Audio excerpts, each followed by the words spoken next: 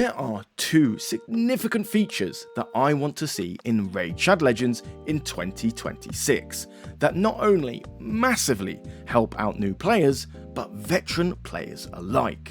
But before I dive into those two features, if you are new to Raid Shadow Legends, definitely use our creator link in the pinned comment down below. By clicking that and making an account, you get all these amazing champions for free that will help you melt through months of content in Raid Shadow Legends in just a matter of weeks. So it will boost your account massively. Go ahead, click that, make the account, get all those free champions, use the promo code Desert Queen to get to Anorak as an extra legendary on top of that, and you are set to go. So, the first feature that I want to see in Raid Shadow Legends actually exists in the game already. If I go to champions and then click any of my champions here and then click reviews and then move over to recommended artifacts, it shows you what type of items you should be building on Kayle. And they are wildly incorrect. For one, these offense sets are actually not that good. There are some sets out there that are statistically far stronger than offense. If we jump over to what that type of set is, if you scroll down, you can actually see divine offense. That gives you that 15% attack that the offense already gives you, but then also a 15% HP shield for 3 turns on top of that. So why not use that instead of just standard offense? Well, there's a factor in this that you have to consider, that it's not just the set itself, but also the base stats and the substats that come with that item. So you can actually see with Kayle, I'm actually using offense gauntlets. So why am I using that instead of divine offense? Well, it's because I don't really have any gauntlets in divine offense that have a crit rate as a base stat. I've got 30% additional crit rate on gauntlets here that is really, really good on Kayle. And then you've got speed and then some crit damage percentage on top of that. If you look at the divine offense, I've got flat defense on both of these. It's not very good. I do not want to be using these. They are statistically weaker than the offense, even though divine offense is better. See, this is a gameplay mechanic that makes it very difficult to understand, and it can alienate new players and overwhelm them. For instance, when I try to make champion guides, I specifically focus on the sets because they're easy to understand. Oh, it provides this stat for this champion that needs that stat. If I start mentioning base stats and substats, there's so much information that just overwhelms them and not want to get involved at all. It makes it difficult. So I have to give incorrect information just to make it easy to understand. That's not a very good game mechanic that you really want to be selling on the game. That can be circumvented by just going over to the reviews, going to the recommended artifacts, and then seeing what sets work the best for Kayle. But then if I click on, say, the boots, I don't want to see where I can get the boots. I want the game to tell me, well, the best base stat you can get on these boots is speed. You can farm them here, try to farm them until you get one that has a base stat of speed, and then run from there. That's what I want to see. And better yet, instead of the player recommendations, which they've hidden, by the way, in case people build out troll builds that make new players heavily invest into something that doesn't work out for them, I want to see the game look through my artifacts and say, hey, you've got these items that would work really well with this champion. Some are equipped to different champions. I recommend taking them off and putting them on this one if you want to use this champion. Why can't the game do that and simplify things for me? And then maybe veteran players can just make their own executive decisions thereafter to juice it even further. So that is something I want to see in 2026 with Raid Shadow Legends. I want to see item sets be understood a lot easier for new players, middleweight players like myself, and help out veteran players. The second feature that I want to see is, how do we beat some of these bosses in dungeons? There's so many of them that do so many different things, that require so many different champions to get the most out of that game mode. Who do I need and why? A good example, and one that's actually easy to understand, is Arcane Keep.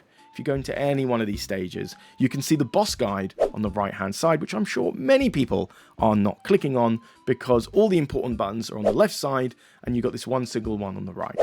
But if you do go ahead and click on it, you get a nice little summary of what this boss does. Now, it is very helpful, but it still doesn't explain what I should be doing in the first place. I can read through all this text, which I'm pretty sure many players don't really want to do in the first place, and then still come to no conclusion. The answer to this is actually in the Wind Slash ability. It says here, attacks all enemies, inflicts 75% less damage against targets who have active buffs. Okay, well, I need to have champions that have loads and loads of buffs. Well, that doesn't work because his two little minions strip away buffs from your allies. So what do I do to prevent that? The answer to that can be resistance. Build tons of resistance on your allies so his minions can't strip away those buffs, so he can do 100% of his intended damage. Why isn't this here? Why isn't this telling me that I should be doing that? The best practices to overcome this boss. You know, there's a whole load of text here that eventually tells me nothing at all, and I have to be really smart about what I'm reading to actually understand how to beat him. Well, okay, let's take a look at what people have been building then. Teams of the week. And as you can see, you've got teams that aren't really all that useful. You're using some 3-star rares and uncommons alongside like what? A almost fully awoken 4? Who's going to be having a champion like that, right? Certainly not new players, let alone like what? A fully awoken mythical champion here? Nobody's going to have that. This is completely useless for new players and probably veteran players anyway. But okay, what if I want to have a look at what these champions do? Why did this player pick this specific champion for this game mode? And I go ahead and I try and click. It doesn't take me to the champion at all. Like, why is that such a thing where I can't see the 3D model and then the abilities and understand all these champions Raid has to offer? And they're just static images that tell me nothing. The annoying thing about this is that sometimes you can click on these portraits and then actually see the champions. Like in Arena, before you battle them, you can actually click and see the abilities. Why isn't it here? Why is it so inconsistent? And more so, what are these icons? This tells me very little unless I've played loads of the game. And what base stats and substats have actually been said on these items? You know, like how can I actually see what items that have been used here?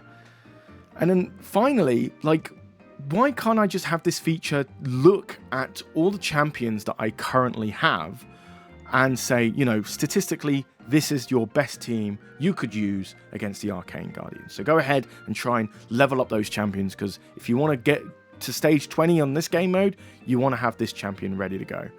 And if I don't have enough good champions, it could be like, okay, well, you need to try and pull for this champion because these work really well in this game mode. And I don't mean crazy legendaries or mythicals that I definitely am not going to get a hold of for months, if not years.